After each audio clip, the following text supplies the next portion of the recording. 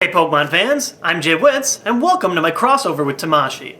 Now she just made a Pokemon Fact of the Day video on my channel, so it's my job to make something on her channel. Looking at her content, I thought it would be fun to make a Pokemon game review, since she has those videos and I don't. Considering I just logged 30 hours into Pokémon Colosseum for my own personal playthrough, I figured that would be a good game for me to take a crack at. So, let's check it out. Pokémon Colosseum. This game is such an interesting beast. Released on the GameCube in 2003 and 2004 in English-speaking territories, most people simply expected this game to be a strict sequel to Pokémon Stadium, considering both games had a title based on an arena. And while there is a simple battle mode that allowed players to fight third-generation Pokémon in 3D for the first time, it shocked us by being the first 3D Pokémon game to have a fully fledged single-player adventure.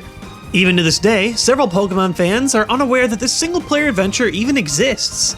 The game's sequel, Pokemon XD, is much more known for this, but it was actually the generic-sounding Colosseum that started it all.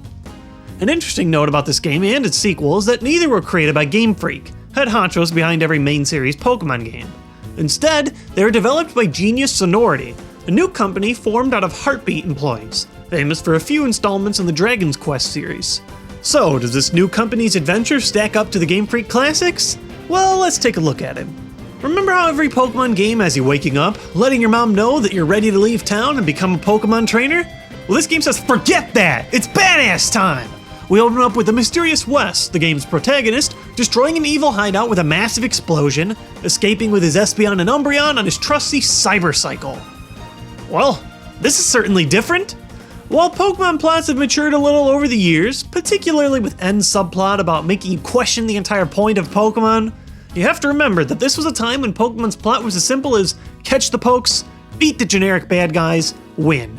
This game, while maybe not so deep when compared to RPGs as a whole, was certainly a big step at the time. The meat of your adventure is this. Wes is an ex-member of Team Snag'em, a criminal organization founded around stealing Pokemon through a diabolical device called the Snag Machine.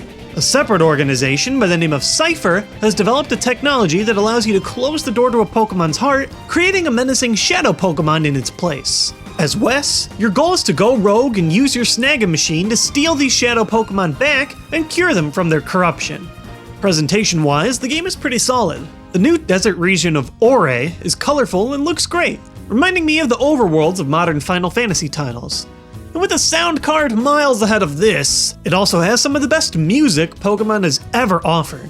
Just listen to this. It just sounds so nice. Maybe I'll take a nap. Later. The game also has some of the best designed characters in a Pokemon game to date, with my personal favorite being Mirror B, the disco-crazed admin of Cypher. The only real unlikable character is the female protagonist. You can name her whatever you want, and I usually call her Misty because of the red hair, but she's nothing close to the character that the anime redhead was. She's your typical damsel in distress early in the game, and doesn't really do anything other than force feed you exposition and help you find shadow Pokemon. Considering Pokemon had the option to let you choose your character's gender for a few years by now, it's strange that they decided to drop the option and give you the girl instead. And good God, she follows you around and gets you stuck on everything. Yes! Finally free! No, she's back. The girl stinks. The visuals are mostly solid, particularly with attack animations, but there's a few inconsistencies here and there of the Pokemon themselves. Older Pokemon are just upscaled models of the Pokemon Colosseum 2 renders, giving you some occasionally hilarious results, like the rotating square shadows below Jumpluff. For the most part, things look decent, but I wouldn't go as far as to call it a visual masterpiece. But let's be serious. Who plays Pokemon for the graphics? At its core, the series is addictive gameplay of capturing, training, and battling. So, how does Colosseum stack up there? Once again, you have to at least applaud the game for trying something new. The entirety of the game is set in double battles, a new Generation 3 mechanic.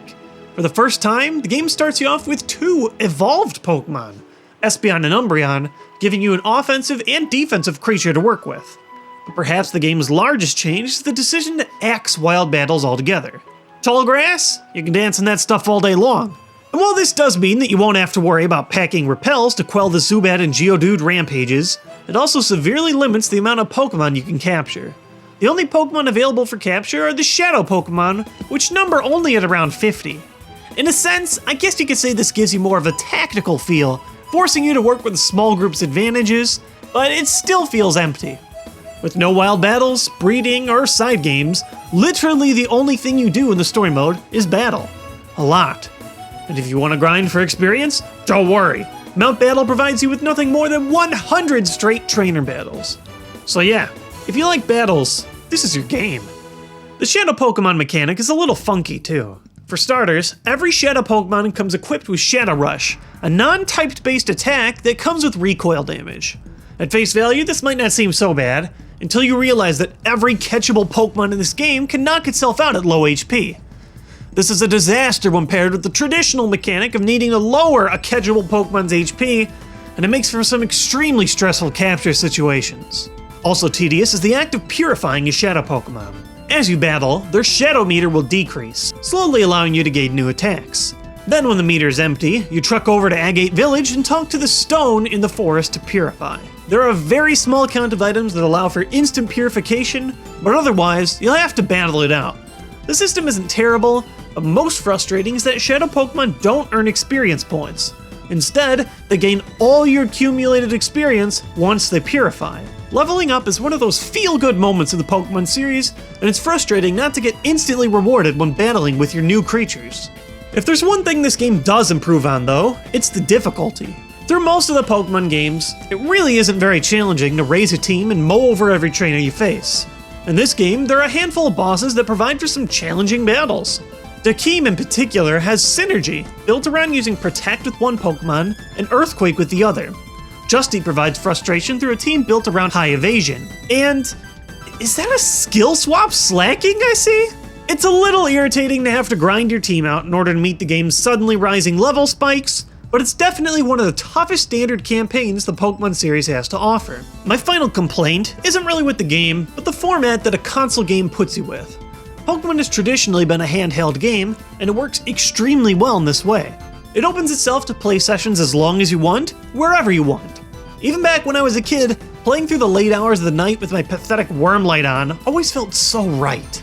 With Colosseum hooked up to the GameCube and the TV, you can't really just chill when playing it. You have to remain a little more involved. With all the battles, it can get to feeling like a tiring grind pretty quickly.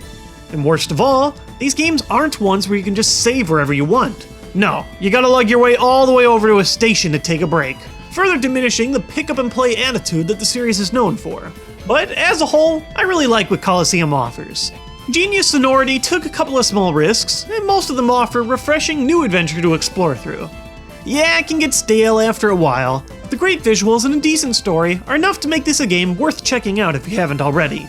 It goes without saying that the sequel is better, but as Pokemon's first console adventure, it's a solid entry. It was a huge bummer to see the single-player adventure cut from Battle Revolution, and it's been a long time since we've seen anything like this hit the consoles. Please, Pokemon, give us a new one on the Wii U already.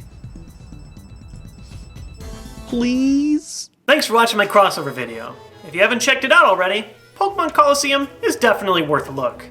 If you want to watch me play through the whole game, for some reason, you can check that out up here, or my channel, right here. Also, if you want to see what Tamashii made on my channel, you can watch her video on some of the unreleased Pokemon games down over here. Or you can watch me point my fingers and make that sound a lot. Don't know why I'm making it.